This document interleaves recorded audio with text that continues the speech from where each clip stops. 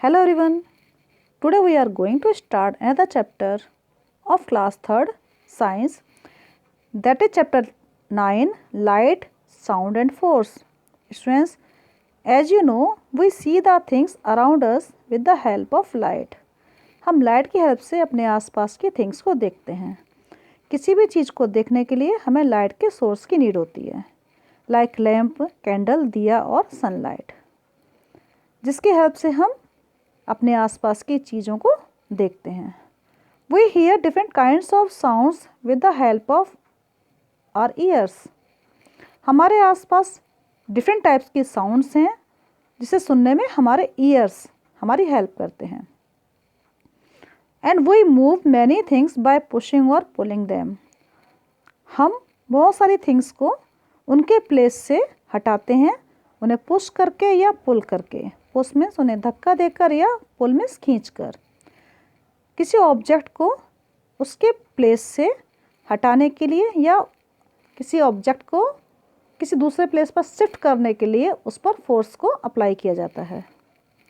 Let us understand about force, light and sound.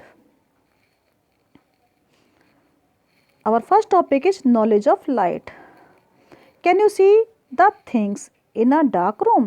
क्या dark room में रखी हुई थिंग्स को आप देख सकते हैं? No, we can't see the objects around us without light. Light के बिना हम अपने आसपास की किसी भी चीज़ को नहीं देख सकते. We need a lamp, candle और दिया to see the objects in a dark room. Dark room में रखी हुई चीज़ों को देखने के लिए हमें नीड होती है लाइट के सोर्स की. लाइट के सोर्स में हम लैंप का यूज कर सकते हैं, कैंडल का यूज कर सकते हैं या दिए का भी हम डार्क रूम में यूज कर सकते हैं किसी भी चीज़ को देखने के लिए. So we need source of light. The lamp, candle और diya are light giving objects. ऐसे ऑब्जेक्ट्स जो लाइट देते हैं, जिनकी हेल्प से हम दूसरी चीज़ों को देखते हैं, ऐसे ऑब्जेक्ट्स को कहा जाता है light giving objects. These are called light giving objects. The sun also gives light. It is the main source of light on the earth. Sun भी लाइट देता है, राइट? और सन हमारी अर्थ पर लाइट का मेन सोर्स है, क्योंकि सन लाइट में हम सब कुछ देख सकते हैं. These are called luminous objects. Students, ऐसे ऑब्जेक्ट्स जो लाइट देते हैं, लाइट गिविंग ऑब्जेक्ट्स हैं, ऐसे ऑब्जेक्ट्स को कहा जाता है ल्यूमिनियस ऑब्जेक्ट्स. लेकिन हमारे आसपास सभी ऑब्जेक्ट्स ल्यूमिनियस ऑब्जेक्ट्स नहीं होते हैं. But all the objects around us are not luminous. हमारे आसपास सभी ऑब्जेक्ट्स लाइट देने वाले ऑब्जेक्ट्स नहीं हैं, मीन्स ल्यूमिनियस ऑब्जेक्ट्स नहीं हैं. Like watch, pen, pencil, table and paper. क्या ये ऑब्जेक्ट्स लाइट देते हैं? No, they do not give light. We can see them only when light falls on them. इन ऑब्जेक्ट्स को हम कब देख सकते हैं? जब इन पर लाइट पड़ती है. आपने डार्क रूम में कैंडल का यूज किया. जब कैंडल की लाइट उसमें रखी हुई चीज़ों पर पड़ती है तो उस चीज़ को आप देख सकते हैं, राइट? तो हम किसी भी नॉन ल्यूमिनस ऑब्जेक्ट को कब देखते हैं? जब उस पर ल्यूमिनस ऑब्जेक्ट की लाइट पड़ती है. ऐसे ऑब्जेक्ट्स जो लाइट नहीं देते, these are called non luminous objects. Now look at this pictures. Luminous objects are sun, lamp and candle, and they give us light. Non-luminous objects are table, chair, paper and pen also. Students, we can see all objects in sunlight. Sunlight में हम सब कुछ देख सकते हैं, सभी things को देख सकते हैं, because sun is the main source of light on the earth. Now next is shadow. Shadow means परछाई.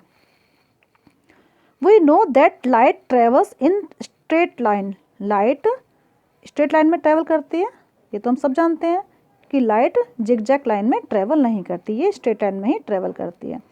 When the path of the light is blocked, shadow are formed. Shadow कैसे बनता है? शैडो फॉर्म होता है जब light के path को, उसके रास्ते को ब्लॉक कर दिया जाता है, तो शैडो फॉर्म होता है.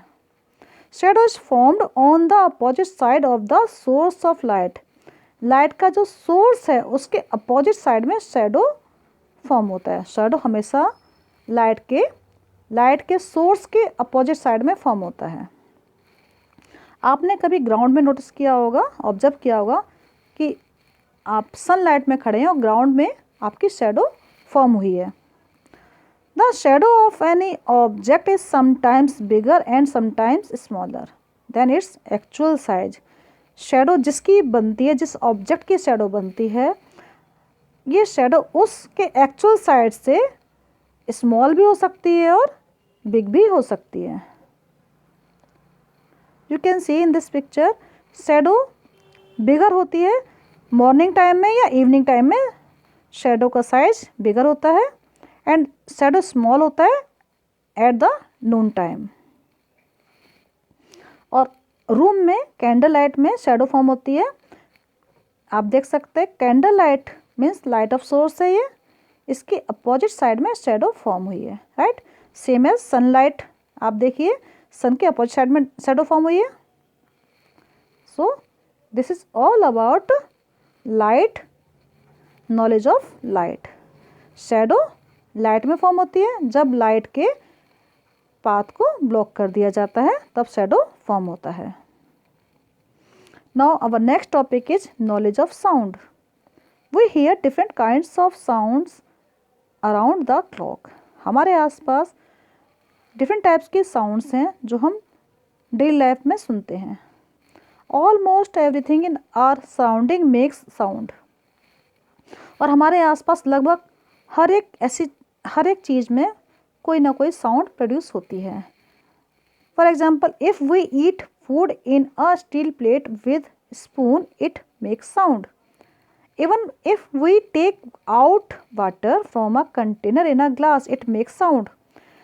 जब हम खाना खाते हैं किसी स्टील प्लेट में स्पून का यूज़ करने के साथ, स्पून से हम खाना खाते हैं स्टील प्लेट में, तो क्या होता है, साउंड प्रोड्यूस होती है, उसमें आवाज़ होती है खाना खाते समय, प्लेट एंड स्पून की। इसके साथ ही जब आप किसी ग्लास में कंटेनर से वाटर लेते हैं, पानी लेते हैं, तो उसमें भी साउंड प्रोड्यूस होती है, वाटर की निकलने की आवाज़ आती है। स्टूडेंट्स, ये साउंड प्रोड्यूस कैसे होती है? Sound is produced by vibrating object. जब ऑब्जेक्ट्स वाइब्रेट करते हैं तो साउंड प्रोड्यूस होती है।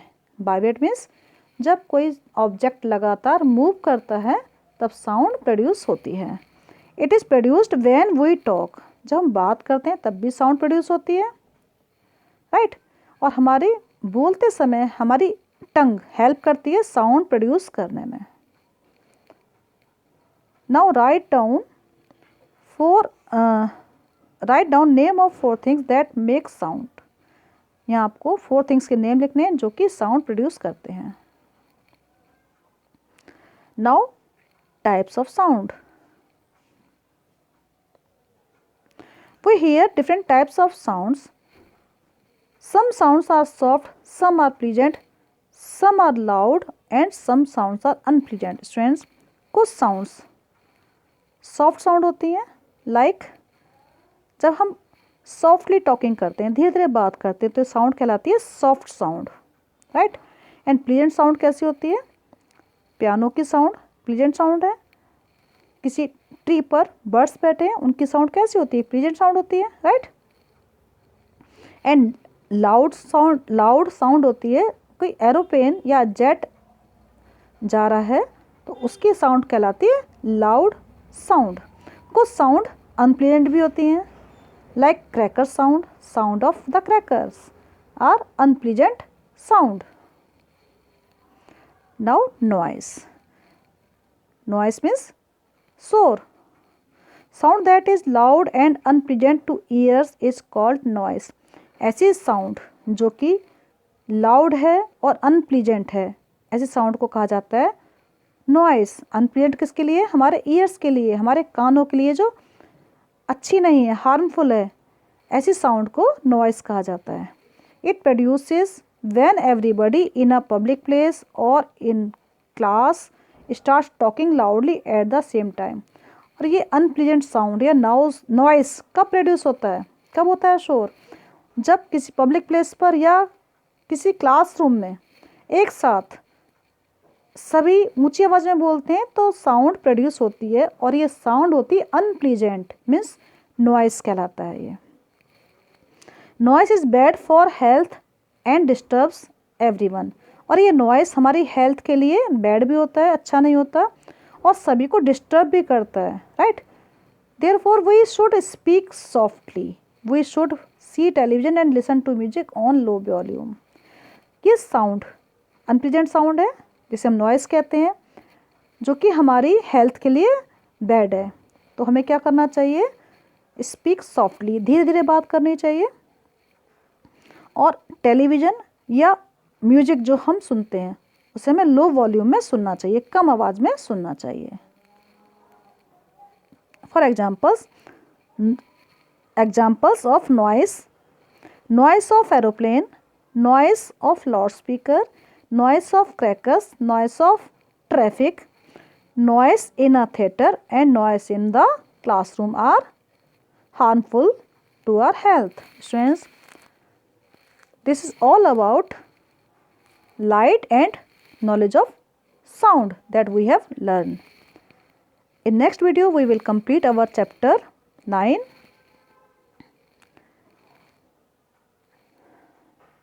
Okay students, keep learning, stay tuned.